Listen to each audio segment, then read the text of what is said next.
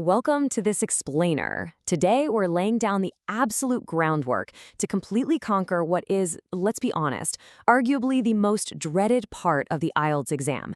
I'm talking about the Speaking Part 2 place topic. So, if you've been struggling to consistently hit that band 7.0 mark, you are exactly where you need to be. Let's just dive right in. Tell me honestly, does the mere thought of speaking uninterrupted for 2 minutes straight make you panic? Because for most test takers, the answer is a massive, resounding yes. Staring at an examiner while that clock ticks down, yeah, it can literally feel like an eternity if you don't know exactly what to say next. And frankly, it's the #1 reason candidates stumble, repeat themselves, or just freeze entirely. But don't worry, we've got a plan. Here's our agenda for today. 1. Decoding the cue card. 2. The 4-box method. 3. The pacing strategy. 4. Executing the first minute. 5. Executing the second minute. And finally, number 6, your homework assignment. Section 1. Decoding the cue card. All right, so here's our target. In this specific example, you're asked to describe an unusual or interesting house or apartment that you visited or read about. Now, crucially, look at the 4 bullet points they give you. You have to cover where it's located, what it looks like inside and out, who lives there or built it, and finally, explain exactly why you think it's so unusual or interesting. Now, I totally get it. At first glance, a list of demands like this can look incredibly overwhelming. But let's reframe it. Instead of looking at this as a scary list of demands, I want you to think of these 4 bullet points as 4 separate rooms in a house that you're about to build. Room 1 is the location. Room 2 is the appearance. Room 3 is the people. And room 4 is the reason why it's interesting. See what we did there? You're simply going to walk the examiner through these 4 rooms one by one. Much less intimidating, right? Moving on to Section 2, the 4-box method. You have to remember, you only get 1 single minute to prepare before you actually have to start speaking. So here's the absolute crucial point. Do not write full sentences. There's no time. Instead, you want to divide your scrap paper into 4 boxes, literally 1 for each room of our prompt. Then just jot down keyword-only notes. For example, if we're talking about an underground house, notice how super brief these notes are. Matmata, Tunisia, dug into rock, white walls, Star Wars, boom. That is all you need to trigger your memory. Just watch how smoothly this builds our foundation. You move incredibly logically through the build. Step 1, you establish the location.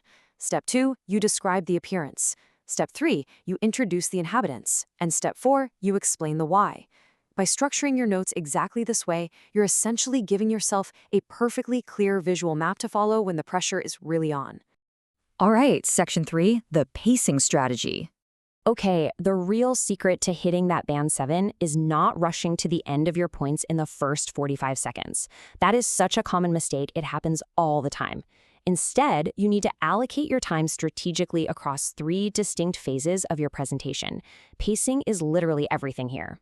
Here is exactly how you're going to break down that clock. Phase 1, spend your first 30 seconds introducing the place simply and stating where it is. Phase 2, dedicate a full, solid minute to describing the inside, the outside, and the people, using really clear adjectives. And Phase 3, save your final 30 seconds for the most important part, explaining why it's interesting. And this is where we'll use slightly more complex grammar. Which brings us to Section 4, executing the first minute. When you're in the thick of it, drafting those first 60 seconds, you absolutely do not need a dictionary of obscure, highly advanced words to get a high score, I promise. Notice the highlighted text here. Quiet desert, unique house, dry landscape. Simple, highly accurate adjectives are incredibly effective for laying your foundation and, more importantly, keeping your speech super fluent. Let's just isolate this one sentence for a second. The rooms are painted white and look very cozy and clean. Notice how a straightforward sentence like that paints a perfectly clear, vivid picture for the examiner. It's natural, it's grammatically flawless, and it conveys exactly what the prompt asked for without any awkward stumbling. And this brilliantly illustrates a core IELTS truth that you need to remember. Simple equals effective. Words like unusual, quiet, unique, interesting, dry, cozy, clean, and basic. Relying on these fundamental descriptive words keeps your delivery incredibly smooth. It prevents you from panicking or tripping over complex vocabulary that you maybe aren't 100% comfortable using. Remember, fluency and coherence are the real keys to that band 7. Now for Section 5, executing the second minute. When we compare both halves of the answer, I really want you to notice this crucial shift. We are moving from the purely descriptive phase, where things are located and what they look like, straight into the analytical explain why phase. This transition is huge. It requires good structural connectors to keep your answer totally cohesive and to show the examiner your true range. Okay, guys, here is an absolute hack for securing that higher band score. Ready? Throwing in just one basic complex structure, like a first conditional sentence. Something like, if I have a chance in the future, I will definitely travel to Tunisia. That is a fantastic way to instantly impress the examiner and gracefully wrap up your build. It proves you can speculate about the future completely naturally and with total confidence. Let's break down the actual mechanics here. Linking words like because, so, for this reason, and another reason why, these act like the cement holding the entire structure of your Band 7 answer together. Honestly, without them, your sentences are basically just loose bricks scattered on the floor.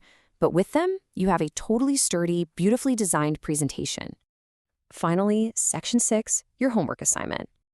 Look, watching an explainer like this is great, but speaking out loud, that is where the real progress actually happens. So, your assignment is to tackle this practice cue card. The prompt is asking you to describe your ideal dream house. Where would it be? What would it look like? What special features would it even have? And crucially, why would you love to live there? Here are your exact instructions to execute this absolutely flawlessly. First, I want you to physically draw out your 4 boxes on a piece of paper and take exactly 1 minute, no more, to write your keywords. Second, gather your clear, simple adjectives and your connector words. Third, make absolutely sure to include that first conditional if sentence near the end. And lastly, open the voice memo app on your phone and record yourself speaking for exactly 2 minutes. So it is time to take action. Grab a piece of blank paper, set your timer, and ask yourself right now, what would your ideal dream house look like? Because listen, if you can build it room by room here today, you can absolutely build a Band 7 answer in the exam room tomorrow. Thanks so much for joining me on this explainer, and happy building!